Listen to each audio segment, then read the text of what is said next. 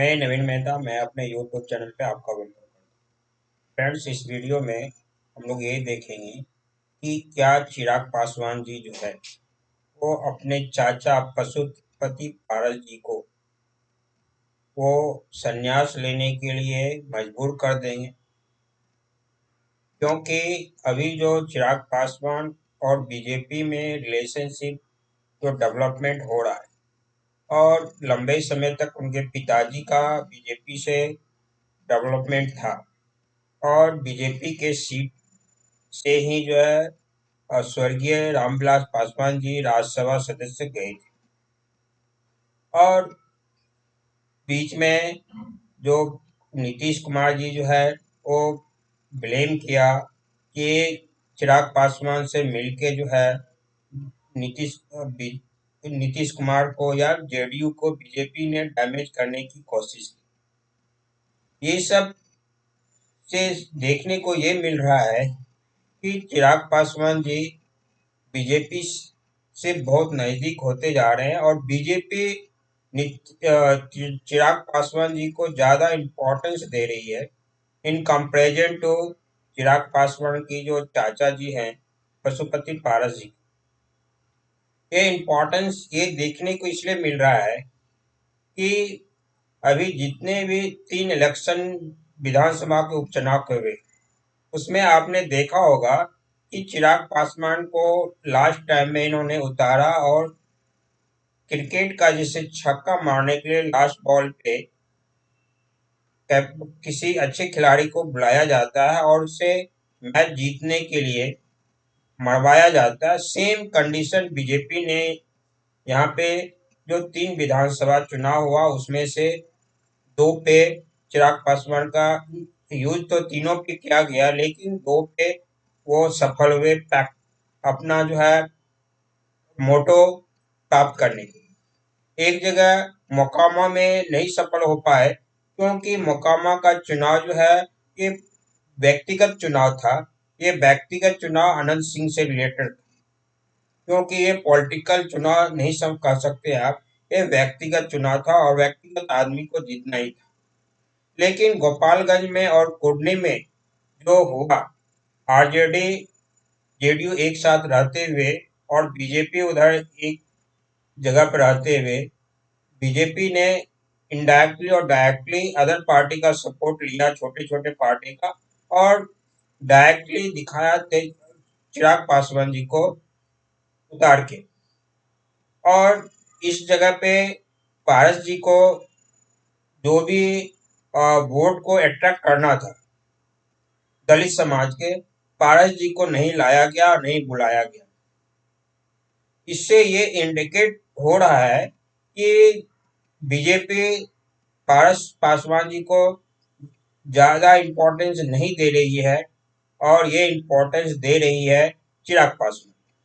और चिराग पासवान और पारस पासवान जी जो है दोनों में पॉलिटिकली राइवल के रूप में, जब से पारस पासवान जी चिराग पासवान के पिताजी के डेथ होने के बाद पार्टी को तोड़ा, तब से दोनों में एक दूसरे की दुश्मनी या राइवल का पोजीशन है। अब जो है चिराग पासवान जी पारस पासवान जी को पार्टी जो है उसमें सेंध लगाने का काम शुरू कर दिया है और इसमें शायद बीजेपी का जो कुछ टिप्स होगा ये ट्रिक्स दे रहे होंगे।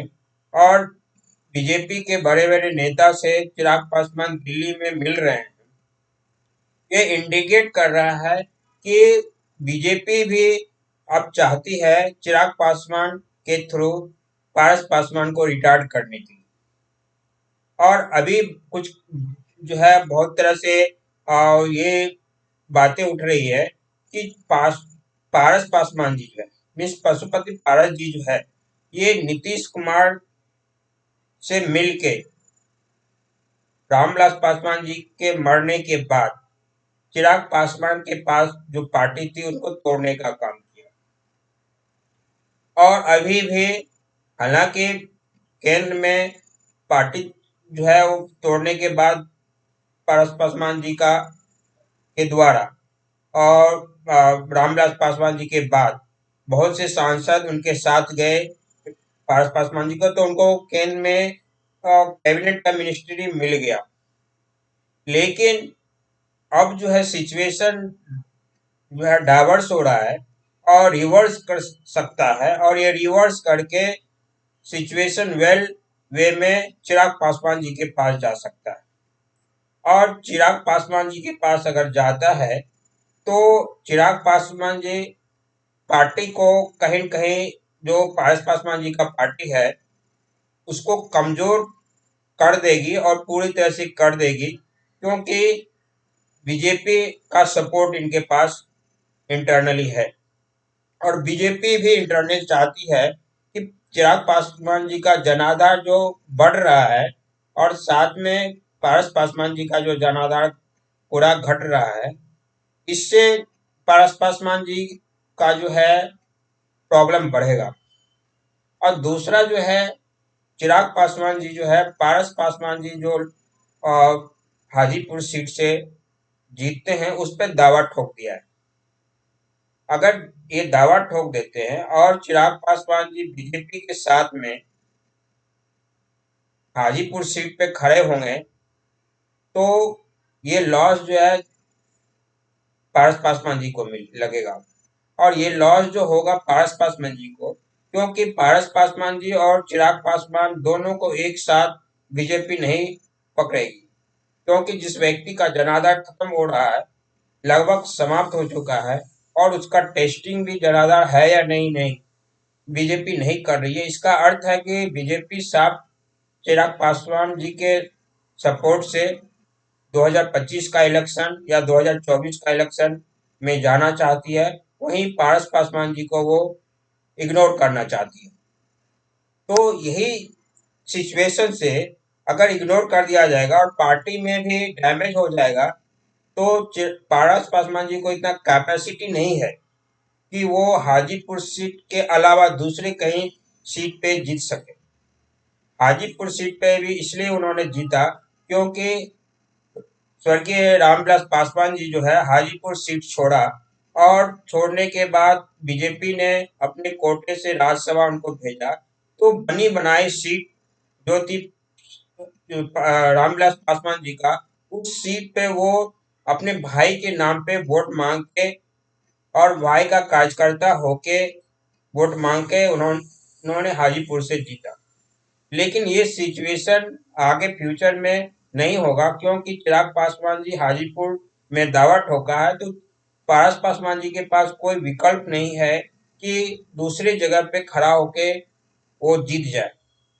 तो इससे ये हो जाएगा कि पॉलिटिकली डैमेज हो जाएंगे पूरी तरह से पारस पासवान जी, और संन्यास लेने के कगार पे पहुंच जाएंगे। अगर बीजेपी से अगर अच्छा रिलेशनशिप नहीं रहता है पारस पासवान जी का, तो बीजेपी नहीं भेजेगी उनको राज्यसभा सीट पे से। तो वो उसका, अगर पासवान जी का नहीं, पारस पासवान जी राज्यसभा भी नहीं जा पाएंगे, लोकसभा भी नहीं जा पाएंगे, पार्टी भी कमजोर हो जाएगी, तो उनके पास कोई चारा नहीं बचेगा कि वो संन्यास ले, और उनको संन्यास पॉलिटिकली रूप से इनएक्टिव होना पड़ेगा। मीन्स पॉलिटिकली इनएक्टिव हो जाएंगे, वो एक्टिव नहीं रहेंगे। जैसे अभी शरद यादव जी का कंडीशन है, उसी तरह से वो हो जाएंगे। ना तो संन्यास ले पाया है उन्होंने, ना तो पॉलिटिकली एक्टिव है। उसी तरह से पारस पासवान जी का भी कंडीशन हो सकता है।